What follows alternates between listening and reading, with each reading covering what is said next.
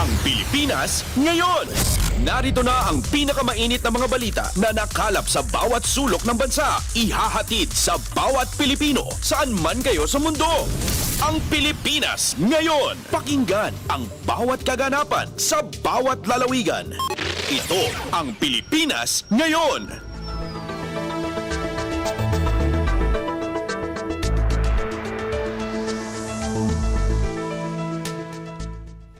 Magandang araw po sa ating mga tagapakinig. Welcome po ulit sa ating programang Ang Pilipinas Ngayon. Ito po ang inyong lingkod, Steph Vicente. Samahan niyo po ako sa kabuuan ng ating palatuntunan.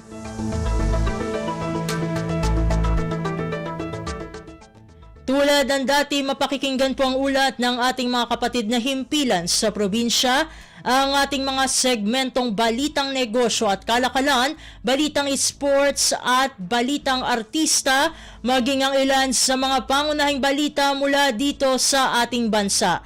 Yan po sa kabuuan ng ating palatuntunan, ang Pilipinas ngayon. Mga kaganapan sa Kamaynilaan at mga kalapit na lalawigan dito sa Ang Pilipinas Ngayon.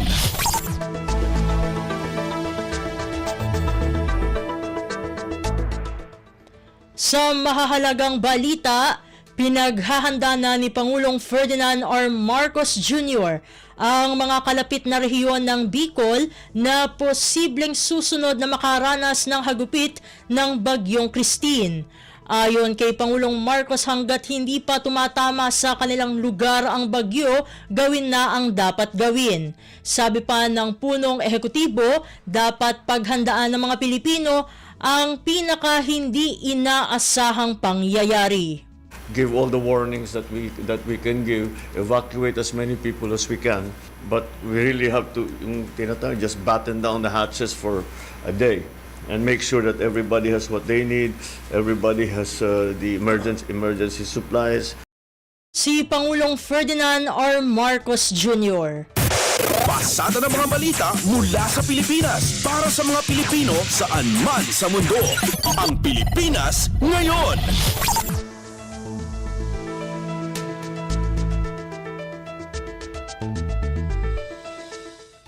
Sa kaugnay na balita, kagiat na pinagsimula ni Pangulong Ferdinand R. Marcos Jr. ang mga ahensya ng pamahalaan sa kanilang rescue and relief operations sa Bicol dahil sa pananalasa ng Bagyong Christine.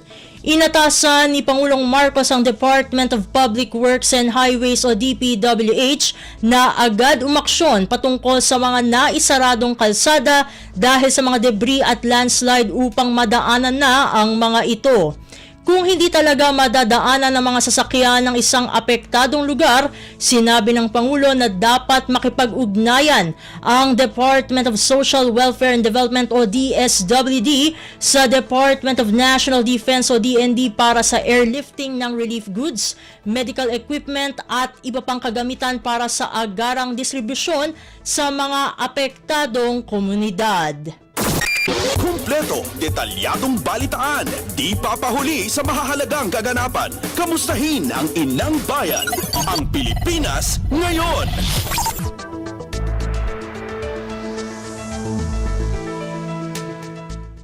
Samantala, malinis na tubig para sa mga residenteng apektado ng Bagyong Christine, pinatitiyak ni Pangulong Ferdinand R. Marcos Jr. sa Department of Social Welfare and Development o DSWD.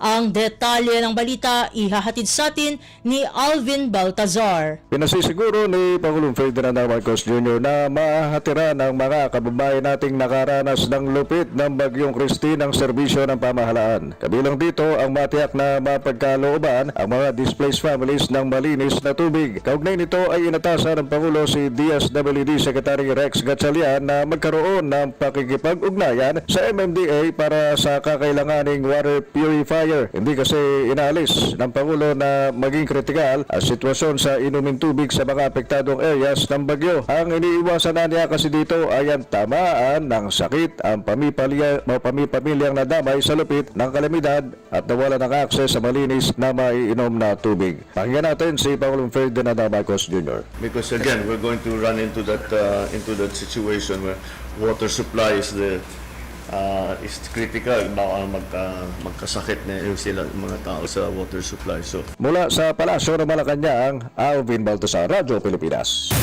Pasada ng mga balita mula sa Pilipinas para sa mga Pilipino saan man sa mundo. Ang Pilipinas ngayon.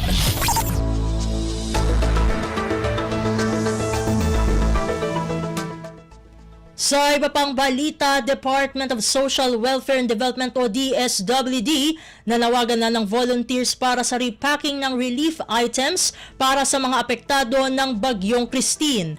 Ang kabuang ulat, ihahatid naman sa atin ni Mary Ann Bastasa. Humiling na ng tulong ang Department of Social Welfare and Development para sa karagdagang volunteers sa ongoing na repacking ng family food packs na ihahatid sa mga biktima ng hagupit ng Bagyong Christine. Sa inilabas na abiso ng DSWD, partikular na nanawagan ito ng volunteers sa kanilang repacking center sa DSWD National Resource Operations Center na matatagpuan sa Chapel Road sa Barangay 195 sa Pasay City.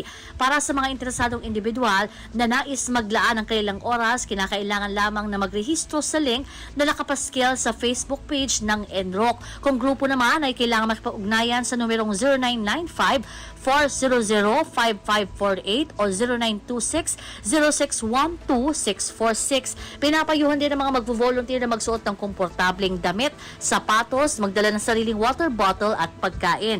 Una nang iniulat ng DSWD Secretary Rex Gatchalian na aabot sa higit 2 milyong food packs ang hawak ng ahensya at nakapreposyon sa iba't ibang lalawigan. Walang tigil na rin ang pamahagi ng family food packs sa mga pamilyang lubos na naapektuhan ng kalamidad at kasalukuyang nasa replenishment stage na ang mga warehouse ng DSWD para matiyak na agad maipapadala ang kinakailangan tulong sa mga field office kung sakali mang magkulang ang kanilang supply. Ito si Mary Ann Bastasa para sa Radyo Pilipinas.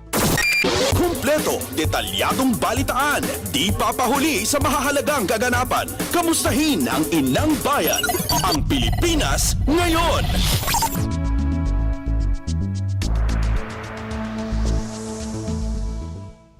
Samantala, ipinag-utos ni Pangulong Ferdinand R. Marcos Jr. ang unti-unting pagpapakawala ng tubig sa mga dam sa Luzon bilang paghahanda sa Bagyong Christine. Ayon sa Pangulo, ito'y para hindi mapuno ang mga dam at para hindi na rin kailanganing magpakawala ng tubig na posible pang makaapekto sa mga kalapit na komunidad. maybe what we can do is do a measured response. Kahit hindi pa high water level, magbitaw na tayo ng kaunti. Pababain na natin na hindi apektado yung mga downstream communities. Si Pangulong Ferdinand R. Marcos Jr. Pasada ng mga balita mula sa Pilipinas para sa mga Pilipino saan man sa mundo. Ang Pilipinas ngayon.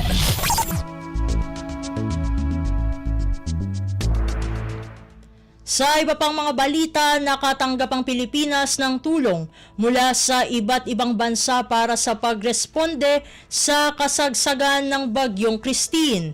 Ibinalita ni Health Secretary Teodoro Herbosa na nasa bansa na ang medical team mula sa Amerika. Ayon kay Herbosa, binubuo ito ng 30 individual na may dalang water sanitation and hygiene o WASH facilities na tutulong sa Bicol Region, Northern Luzon at Central Luzon.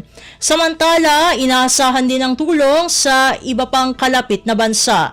Dahil dito, nais ni Pangulong Ferdinand R. Marcos Jr. na gamitin ang mga Enhanced Defense Cooperation Agreement o EDCA sites para sa airlift operations ng militar. Kaya naman, nakipag-ugnayan na ang Philippine Air Force sa kanilang US counterpart para ipadala ang kanilang mga aircraft sa pamamagitan ng EDCA sites. Gayunpaman, sinabi ni Defense Secretary Gilbert Teodoro na may protocol na dapat sundin para sa deployment ng military assets. Kumpleto, detalyadong balitaan, di papahuli sa mahahalagang kaganapan. Kamustahin ang inang bayan, ang Pilipinas ngayon.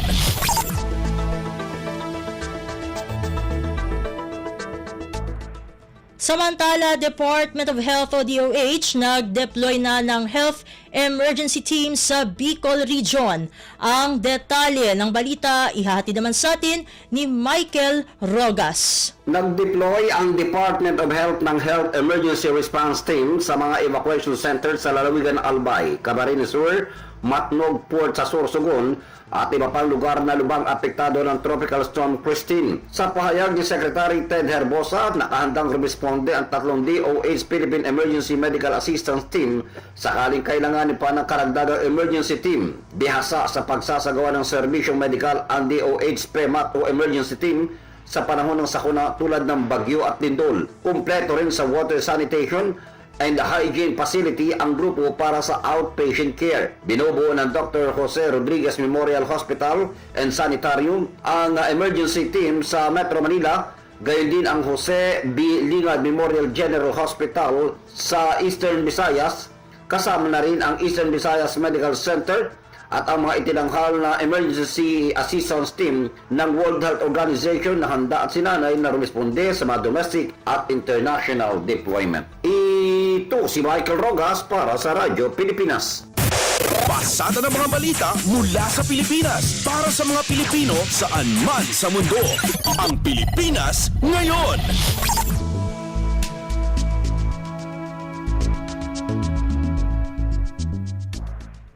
Sa iba pang mga balita, lawak ng pinsala sa mga kabahayan sa Masbate dahil sa bagyong Christine, inaalam na. Ang kabuang ulat, ihahatid naman sa atin ni Kathleen Forbes. Nanawagan ngayon si Masbate 3rd District Representative Tonton Co sa mga barangay captain sa kanyang distrito na makipag-ugnayan sa kanyang tanggapan ukol sa mga nasirang bahay at ari-arian dahil sa bagyong Christine. Sa paraang ito, mabilis na ma-verify ng mga opisyal ng barangay ang lawak ng pinsala at matutukoy ang halaga ng assistance na kakailanganin. Sisikapin anya nila na mabigyan ng tulong pinansyal ang lahat, ngunit nakiusap na maging makatotohanan sa listahan para matulungan ang tunay na nangangailangan. Kasama ang distrito ni Ko sa 22 Congressional District na makakatanggap ng 15 million pesos na cash assistance mula sa AIX program ng DSWD at 2,500 na relief packs na inihanda ng Office of the Speaker at Tingog Party List katuwang ng Ako Bicol Party List. Ito si Kathleen Forbes para sa Radyo Pilipinas. Kumpleto, detalyadong balitaan, di papahuli sa mahahalagang kaganapan. Kamustahin ang inang bayan, ang Pilipinas ngayon.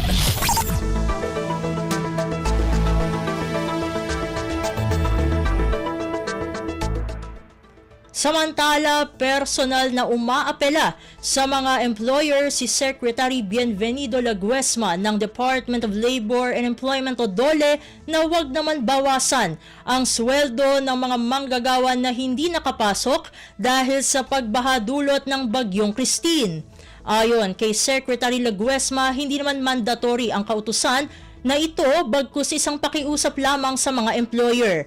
Ang apela ay ginawa ng kalihim kasunod na rin ng matinding pagbaha na nararanasan ngayon sa Bicol Region dulot ng sama ng panahon. Aminado sila Laguesma na mabigat ito sa hanay ng mga employer pero bilang humanitarian consideration ay dapat pa ring bigyan ng sweldo ang mga empleyado na hindi nakapasok sa trabaho. Pasada ng mga balita mula sa Pilipinas para sa mga Pilipino saan man sa mundo. Ang Pilipinas ngayon.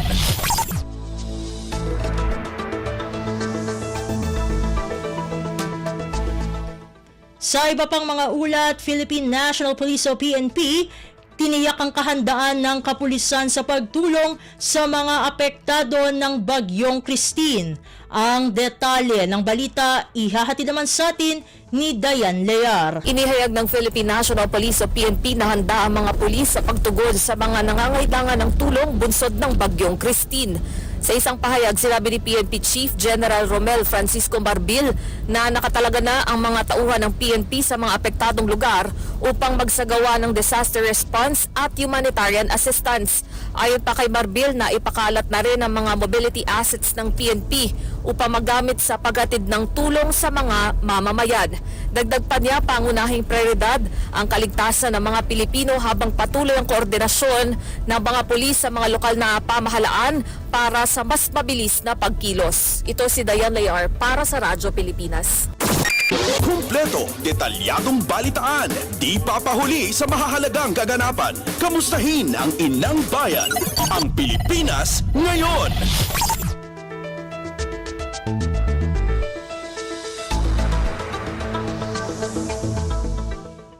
Samantala, animal rights groups na nawagang huwag pabayaan ang mga alaga sa panahon ng kalamidad. Narito ang kabuang balita na ihahatid naman sa atin ni Hazel Morada ng RP3 Alert. Hindi ng tao, maging ang mga alagang aso ang iniligtas ng Bureau of Fire Region 5 sa pananalasa ng Bagyong Christine sa Barangay Zone 4 sa Libon, Albay. Isang Albay sa pinakasinalanta ng Bagyong Christine na ngayon ay isa ng severe tropical storm. Sa gitna nito, bumuhos ang paalala ng animal rights group gaya ng Philippine Animal Welfare Society na huwag iwanan ng mga alaga sa panahon ng kalamidad o pakawala na lang kung hindi maisasama sa paglikas. Nanawagan din ang grupo sa mga LGU na tiyaking maililikas ang mga hayop na nasa impounding area at huwag itong hayaang matrap sa mga kulungan. Umapela naman ang People for Ethical Treatment of Animals Asia na kung may kakayahan ay tumulong sa nangangailangang hayop na napabayaan na dahil sa bagyo. Hiling naman ang Animal Kingdom Foundation sa mga pet owners na isama ang mga alaga sa kanilang evacuation plan at tiyaking may name tag o microchip ang mga ito kung saan makokontak ang may-ari.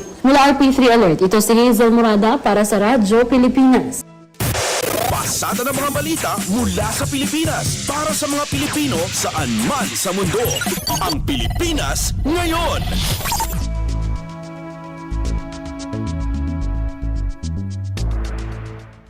Sa iba pang mga ulat, Department of Foreign Affairs o DFA, sinabing wala pang natatanggap na extradition request para kay Pastor Apollo Kibuloy. Ang kabuang ulat, ihahatid naman sa atin ni Nympha Asuncion. Binahagi ng Department of Foreign Affairs o DFA na sa ngayon ay wala pang natatanggap ang gobyerno ng Pilipinas na extradition request para kay Pastor Apollo Kibuloy mula sa mga otoridad ng Estados Unidos. Sinabi ito ni Foreign Affairs Secretary Enrique Manalo sa pagdinig ng Senate Committee on Women tungkol sa mga akusasyon ng sexual abuse at human trafficking laban kay Kibuloy.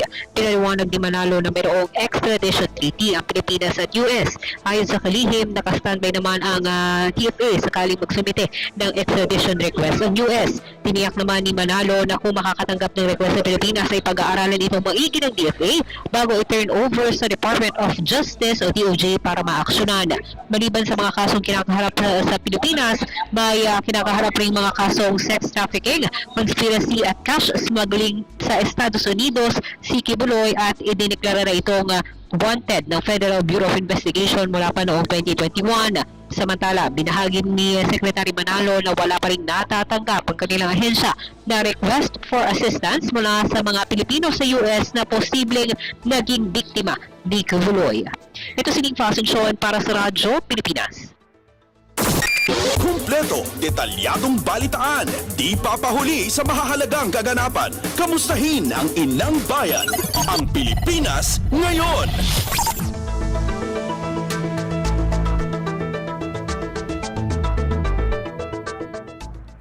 At iyan ang mga mainit na kaganapan para sa araw na ito. Samantala, ating antabayanan ang mga ulat mula sa ating mga kapatid na himpilan sa probinsya para sa ating regional news.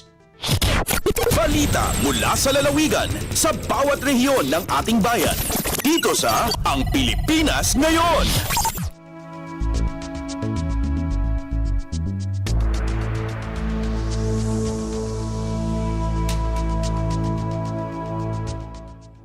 Narito na ang bugso ng ating mga regional news. Dumako muna tayo sa rehiyon ng Luzon. Mga residente na malapit sa Gabu Dike, inilikas. CDRMO Lawag, pinaigting ang koordinasyon sa utility companies. Ang kabuang ulat, ihatid naman sa atin ni Jude Pitpitan mula sa Lawag. Agarop 35 pamilya 115 nga individual tin bakwit ti City Disaster Risk Reduction Management Office nga asidag iti nadadaal iti Gabuday ka tinay bakwit sipod dirabiiga po iti mapagbutbut nga epekto ti bagyong Christine. Tirasaw di kikat imon una na perdi kalpasan iti bagyong Hulyan ket no pumigsa ti tudo wenno apres ti danom iti Karayan padsan ket mabalin nga agregaan ay titaga nga adda iti abay tinasao nga dike. No pikas na nagtalilaad asaan na napigsat tinapasaran at tudo dagiti residente dito syudad no diket tilaang angin di napigsa. Agpapan ita kinuna ni CDRRM Officer Dr. Melvin Manuel awan pay ti na monitor da analayos. No pikas na gapoy ti kinapigsa ti angin ada ti natumba akayo iti barangay 7B kan naaddagan na ti sumagumuno agawad ti kuryente. Impasigurado ti opisyal ana igat ti panakikoordinar da iti INEC ken iti telcos tapno matarimaan adagos iti serbisyo ti kuryente ken telekomunikasyon numan maperdi. Malipod ito yung syudad Tilawag, Jude Pitpitan para iti Radyo Pilipinas World Service. Balita mula sa lalawigan sa bawat rehiyon ng ating bayan. Dito sa Ang Pilipinas Ngayon.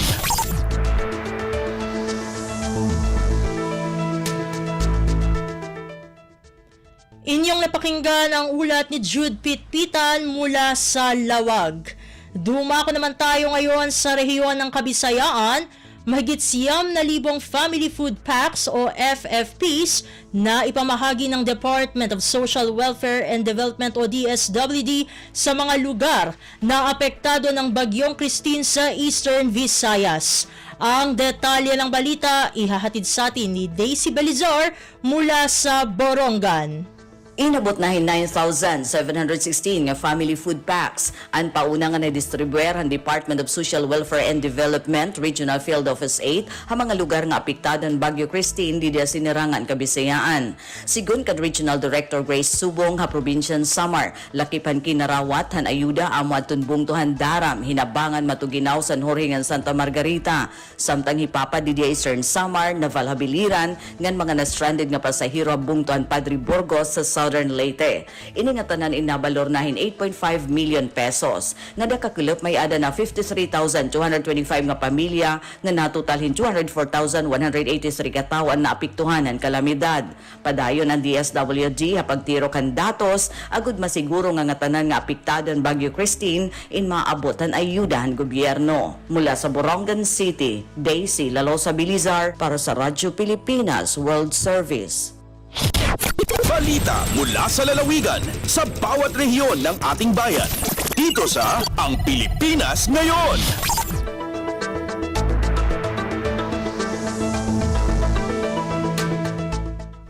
Inyong napakinggan ang ulat ni Daisy Belizar mula sa Borongan. Dumako naman tayo ngayon sa Sogod. Bato National High School nakatanggap ng school building na nagkakahalagang 14 na milyong piso.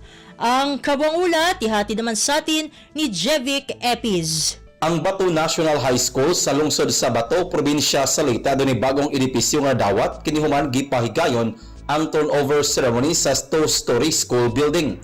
Disudan na naasing nga kalihukan sa blessing nga gipanguluhan ni Reverend Father Samuel P. Papa, Parish Priest sa Holy Child Parish.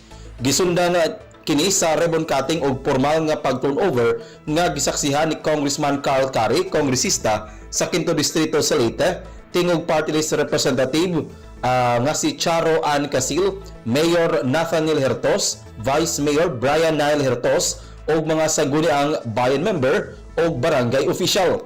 Sa bayan sa Department of Education kung DepEd, ni Salmon sa nasing nga kalihukan si Mariza Magan, CESO 5 Schools Division Superintendent sa Leyte Division, Dr. Estela Hontilia, Principal in Charge, Bato West District, Dr. Alvin Tantuan sa Leyte Division o mga magtutudlo o tinunan sa Bato National High School. Ang nasing nga school building adunay 4 ka classroom nga nagkantidad og 14,700,000 pesos nga gipunduhan sa tingog party list. Kini gisugdan sa pagtrabaho ni atong buwan sa Pebrero og sa kininahuman ni atong Setyembre sa kasamtangan ni tuig. Matod pa Dr. Ruel Bertudazo, Principal 3, nga nako nilang kalipay og pasalamat kay nahumana og nahimong realidad ang dugay ra nilang pangandoy nga makaangkon og bag-ong nga school building. Ang Bato National High School adunay kinatibukang estudyante nga moabot sa 1,695 nga naglangkob sa junior high o senior high school. Gikan sa Southern Leyte, Jevic Epis para sa Radio Pilipinas World Service. Balita mula sa lalawigan sa bawat rehiyon ng ating bayan. Dito sa Ang Pilipinas Ngayon.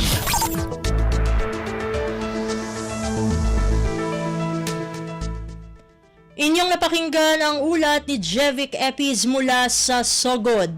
Dakuin naman natin ang rehiyon ng Mindanao, mga paaralan at establishmento sumailalim sa hands-only CPR training.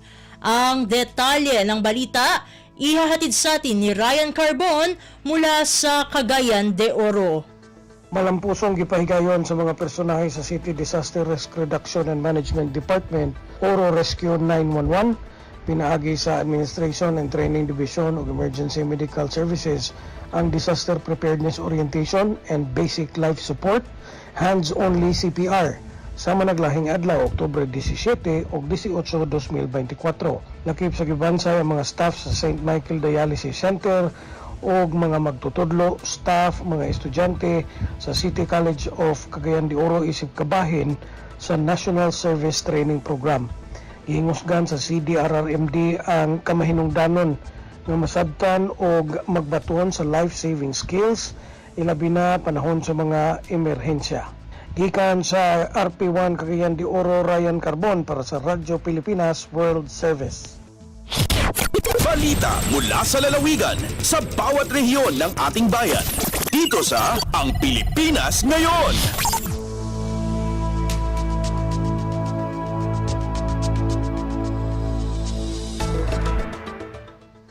Inyong napakinggan ang ulat ni Ryan Carbon mula sa Cagayan de Oro. Puntahan naman natin ang Zamboanga, 32 aplikante hard on the spot sa Hermosa Job Fair sa Zamboanga City. Narito si Shirley Espino para sa balita.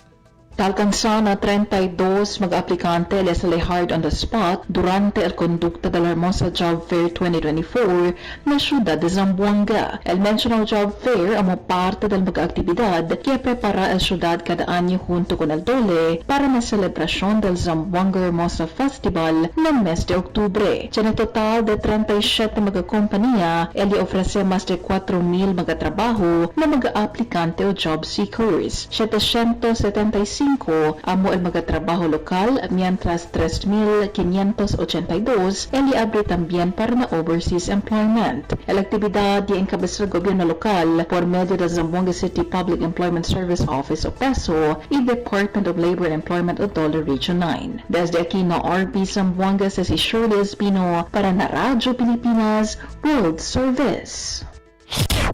Balita mula sa lalawigan sa bawat rehiyon ng ating bayan. Dito sa Ang Pilipinas Ngayon.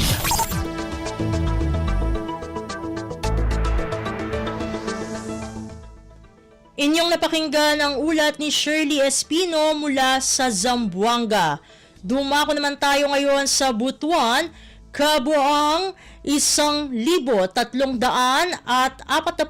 magsasaka sa Butuan City at Agusan del Norte matagumpay na nakapagtapos sa School on Air patungkol sa Smart Rice Production at Vegetable Production. Ang detalye ng balita ihatid sa atin ni Jocelyn Morano.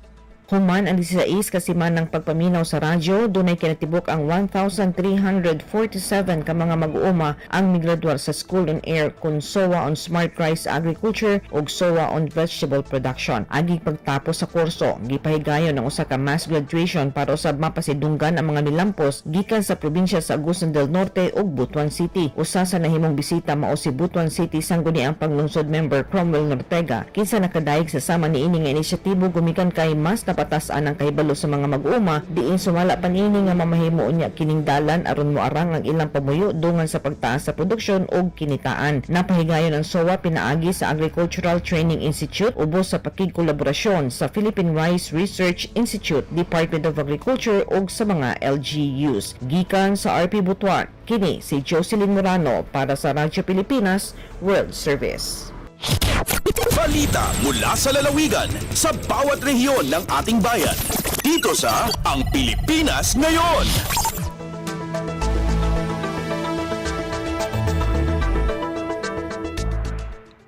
Inyong napakinggan ang ulat ni Jocelyn Morano mula sa Butuan. Puntahan naman natin ang Iligan, forum patungkol sa kalusugan ng isip isinagawa ng LGU Iligan City. Ang kabuang ulat, ihahatid naman sa atin ni Sharif Timhar Habib Majid. Mipahigayon og citywide forum bahin sa mental health ang Iligan City Government pinaagi sa City Mayor's Office Gender and Development Division nitong October 18. Kabag kini ang Department of Health o DOH, Motivation Philippines Incorporated ug ubang stakeholders sa dakbayan ug gitambungan kini sa giban-ban na 300 ka mga partisipante. Kiniisip pakighiusa sa pagsaulog sa World Mental Health Month nga nagtumong sa pagpataas sa kahibalo sa publiko sa mga isyu sa mental health sa tibuok kalibutan. Matud ni Gender and Development Division Head Al-Azhaneri Madale, gisiguro ni Iligan City Mayor Frederick Xiao nga dunay mental health services ang dakbayan alang sa mga individual nga nakasinati og mga problema kalabot ni ini. Gipamit usab ni Jamaya Sarit, 4th year nursing student sa Adventist Medical Center College, nga miapil siya sa mga aktibidad aron madugangan ang iyang kahibalo bahin sa panglantaw sa tanan bahin sa mga problema sa mental health. Gikan sa Radyo Pilipinas Iligan, kini Sharif Timhar alang sa Radyo Pilipinas World Service. Balita mula sa lalawigan sa bawat rehiyon ng ating bayan. Dito sa Ang Pilipinas Ngayon.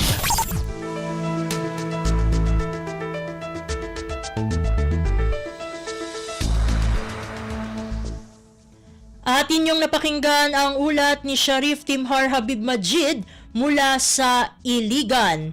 Dito na nagtatapos ang ating regional news. Narito naman ang ating segmentong Balitang Negosyo at Kalakalan na ihahatid sa atin ng ating kasamang si Bea Gaza. Lagay ng ekonomiya, kalakalan, negosyo at iba pa. Atin ang alamin dito sa Ang Pilipinas Ngayon. Magandang araw, narito ang balitang negosyo at kalakalan. Gumaganda ngayon ang spending performance ng mga ahensya ng pamahalaan sa third quarter ng 2024 kasabay ng mas mataas na alokasyon ng cash. Batay sa pinakahuling datos ng Department of Budget and Management o DBM, nakapaglabas ang gobyerno ng 3.516 trillion pesos na Notices of Cash Allocation o NCAs sa katapusan ng buwan ng Setyembre ngayong taong 2024. Mas mataas ang halagang ito ng 10.67% kumpara sa 3.177 trillion pesos na NCAs na na-disburse noong kaparehong period ng nakaraang taon. Ang NCA ay tumutukoy sa cash authority na ini-issue ng DBM sa central, regional at provincial offices at mga operating unit na nagka-cover sa cash requirements ng mga ahensya ng gobyerno. Kasabay ng mas pinabilis na pagpapalabas ng NCAs, nakagamit na ang government agencies, state-run corporations at local government units o LGUs ng kabuuang 3.464 trillion pesos. Katumbas ito ng 99% ng budget sa katapusan ng Setyembre 2024. Mas maganda ito kaysa sa 97% utilization rate na naitala sa 9 na buwang period ng taong 2023. Nangangahulugan lamang ang mataas na NCA utilization rate na on time ang mga ahensya sa pag-disburse ng kanilang allocated funds at agarang na ipatutupad ang mga programa at proyekto ng mga ito. Lagay ng ekonomiya, kalakalan, negosyo at iba pa. Atin ang alamin dito sa Ang Pilipinas Ngayon.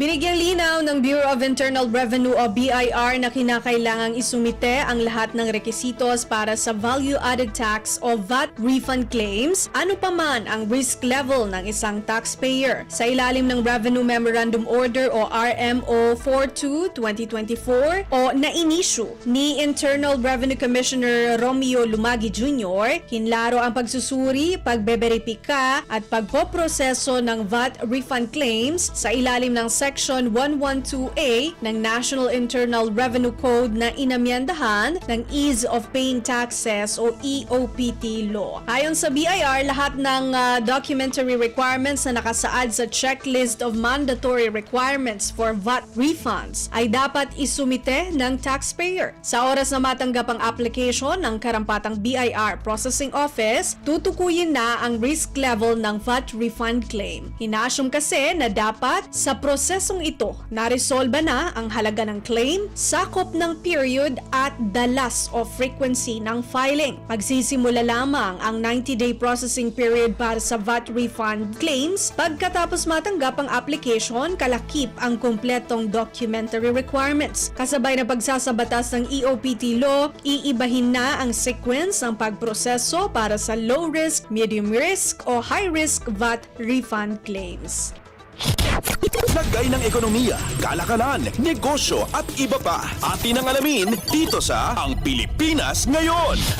Nananatili ang pagtataya ng International Monetary Fund o IMF para sa growth forecast ng Pilipinas sa 2024 at 2025 na nasa 5.8% at 6.1% batay sa October 2024 World Economic Outlook o WEO na inilabas nitoong Martes. Mas mababa ngayon ang IMF growth forecast para sa Pilipinas kumpara sa official Gross Domestic Product o GDP growth target ng pamahalaan na nasa 6% hanggang 7% sa 2024 at 6.5% hanggang 7.5% sa taong 2025. Ayon sa IMF, matagumpay na nalampasan ng domestic economy ang mga hamon ng nakaraang mga taon. Magpapatuloy naman ang growth momentum sa 2025 sa tulong ng magandang financial conditions at mga pamumuhunan. Unti-unti nang niluluwagan ang Bangko Sentral ng Pilipinas o BSP kasabay ng bumubuting inflation ang monetary policy stance nito simula nitong Agosto ngayong taon. Dahil pasok na ang inflation at inflation expectations sa government target range na 2% hanggang 4%, binawasan ng BSP ang policy rates ng kombinasyong 50 basis points o BPS sa nakaraang dalawang huling policy meetings. Batay sa WEO, inaasahan ng IMF na lalapag ang inflation rate ng bansa sa 3.3%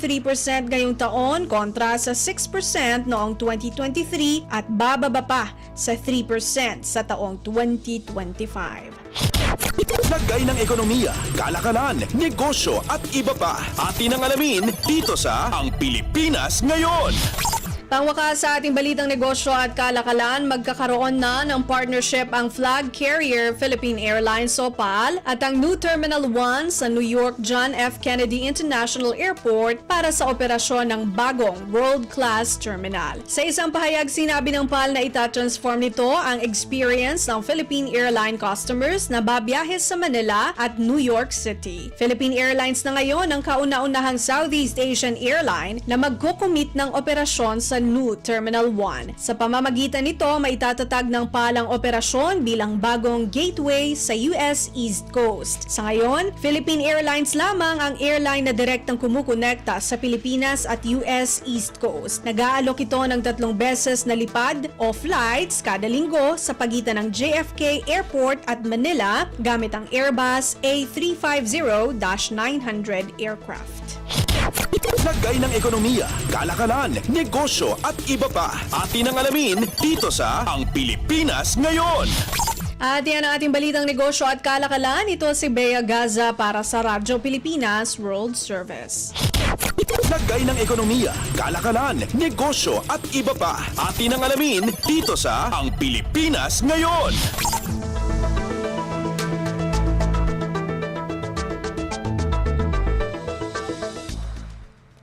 Maraming salamat, Bea, para sa ating segmentong Balitang Negosyo at Kalakalan. Narito naman ang ating segmentong Balitang Sports na ihahatid naman sa atin ng ating kasamang si Leo Magpayo. Updates at pinakahuling mga usapin sa mundo ng palakasan. Atin ang pakinggan dito sa Ang Pilipinas Ngayon. Magandang araw. Narito na po ang Sports Balita. Sisimulan na ng Barangay Ginebra Gene Kings at ng TNT Tropang Giga ang kanilang Best of 7 Finals Series itong darating na linggo, ika-27 ng Oktubre, kung saan ang tropeo ang kanilang pag-aagawan sa PBA Governors Cup. Ang Ginebra TNT Showdown ay isang rematch ng kanilang 2023 Governors Cup Finals kung saan si Ronday Hollis Jefferson at ang Tropang Giga ang namayagpag sa loob ng 6 na laro. Magsisimula ang 2024 Finals sa Inares Center, Antipolo bago lumipat sa Smart Araneta Coliseum kung saan gaganapin ang Games 2 hanggang 6. Kung kinakailangan, babalik ang PBA sa Antipolo para sa Game 7. Ang Best Player of the Conference at Best Import ay paparangalan bago magsimula ang Game 4. Updates at pinakahuling mga usapin sa mundo ng palakasan. Atin ang pakinggan dito sa Ang Pilipinas Ngayon. Ginulantang si Alex Ayala ni Bernarda Pera ng Estados Unidos 0-6, 3-6 sa main draw ng Women's Tennis Association o WTA 250 Guangzhou Open na ginanap sa Nansha International Tennis Center sa China. Linampaso ni Pera na ranked world number 79 ang 19 anyos na Pilipina sa unang set bago mapigilan ang 3-all sa second set at napanalo ang tatlong sunod-sunod na laro para makapasok sa round of 16. Kahit inabot lamang ng isang oras ang laro ni WTA World number 147 na si Ayala sa main draw ng WTA 250 Guangzhou, nagpapasalamat pa rin siya sa kanyang nakamit na karanasan. Nakapasok si Ayala sa kanyang ikalimang main draw sa WTA tournament ngayong taon pagkaraang talunin si Xinyu Gao 6-2, 6-7 at 6-2 ng China sa unang qualifier bago makapasok sa round of 32 pagkatapos ang 6-2 at 6-2 panalo laban kay Elena Pridankina ng Russia. Ipagpapatuloy ni Ayala ang kompetisyon sa China kung saan masisilayan siya muli sa WTA 250 Jiangxi Open sa susunod na linggo. Updates at pinakahuling mga usapin sa mundo ng palakasan. Atin ang pakinggan dito sa Ang Pilipinas Ngayon. Pinalakas ng Farm Fresh ang kanilang lineup bago magsimula ang panibagong season ng Premier Volleyball League o PVL kung saan kinuha nila ang serbisyo ni na Alohi Robbins Hardy at Jack Jonella para ipagpatuloy ng Foxies ang kanilang seryosong hangarin na makuha ang titulo. Nagbabalik sa Pilipinas si Robbins Hardy kung saan una siyang naglaro para sa Signal sa dating Philippine Superliga. Ang veteranong setter ay kabilang ng national team na naglaro sa 2019 Association of Southeast Asian Nations or ASEAN Grand Prix kung saan tinulungan niya ang Pilipinas na makopo ang bronze medal. Simula noon, naglaro ang Filipino-American playmaker sa ibang bansa kung saan sumali siya sa Serbian club na ZOK Spartak Subotica. Sa isang social media post, sinabi ng Farm Fresh na nagdadagdag sila ng matatangkad na players at marunong magmando ng koponan kaya't kinuha nila ang serbisyo ni Robbins Hardy. Updates at pinakahuling mga usapin sa mundo ng palakasan. Atin ang pakinggan dito sa Ang Pilipinas Ngayon. At yan ang pinakahuling balita sa larangan ng palakasan. Para sa Radyo Pilipinas World Service, ito po si Leo Magpayo. Magandang araw.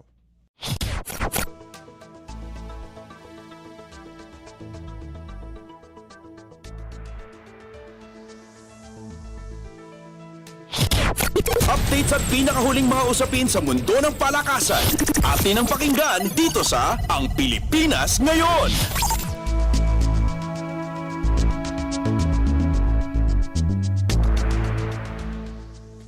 Maraming salamat Leo para sa ating segmentong Balitang Sports. Samantala, narito na ang mga latest chika sa ating segmentong Balitang Artista kasama ang nag-iisang si Mama JT. Ang latest, ang hottest sa showbiz and entertainment. Heto na sa Ang Pilipinas Ngayon. Halo! Magandang araw sa ating mga chismoso at chismosang nag-aabang ng mga trending na balita sa mundo ng showbiz. Ito na ang ratsyada ng mga chika. Na-stranded ang grupong parokya ni Edgar matapos ang pag-attend ng banda sa Kasanggayahan Festival sa Sorsogon. Ayon sa social media post ng lead vocalist ng parokya na si Chito Miranda, pauwi na sana ng Maynila ang buong banda mula sa kanilang gig ng hagupitin ni Bagyong Christine ang iba't ibang bahagi ng Bicol Region, kabilang na ang Sorsogon, dahilan para makansila ang mga flights ng eroplano dahil sa masungit na panahon. At kabilang sa mga flights na nakansila ay sa flight ng banda.